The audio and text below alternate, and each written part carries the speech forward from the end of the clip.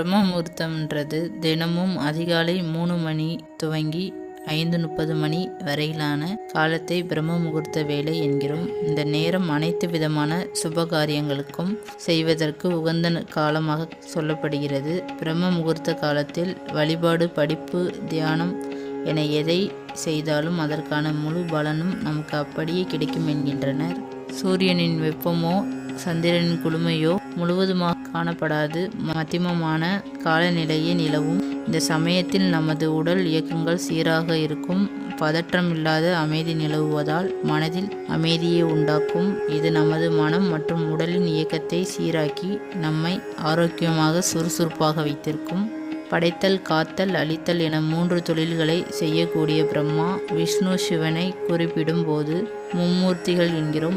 இவர்களில் விஷ்ணு வழிபாடும் சிவ வழிபாடும் உலகம் முழுவதும் ஓங்கி இருந்தாலும் முகூர்த்தம் என சுபகாரியங்கள் செய்ய உகந்த நேரத்தை மட்டும் பிரம்ம முகூர்த்தம் என்கிறோம்.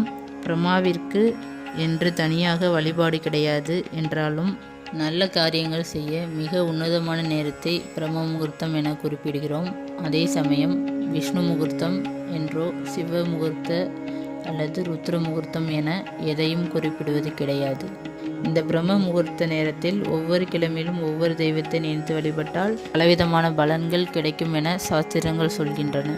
ஞாயிற்றுக்கிழமை அகல் விளக்கேற்றி சத்யநாராயண பூஜை செய்து பெருமாளை வழிபட்டால் பித்ரு தோஷம், முற்பிறவி கர்ம வினைகள், பாவங்கள், கிரக தோஷங்கள் விலகும்.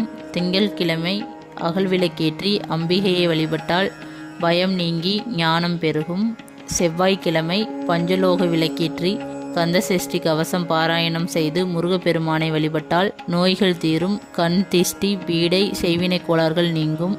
புதன்கிழமை குத்து விளக்கேற்றி துளசி சாற்றி விஷ்ணு சகஸ்ரநாமம் பாராயணம் செய்து கிருஷ்ணரை வழிபட்டால் குழந்தை பாக்கியம் கிடைக்கும். கல்வி மேம்படும். சகல கலைகளும் சித்திக்கும். வியாழக்கிழமை அகலில் நெய் விளக்கேற்றி சித்தர்கள், மகான்கள், குலதெய்வத்தை வழிபட்டால் சகல சௌபாக்கியங்களும் கிடைக்கும்.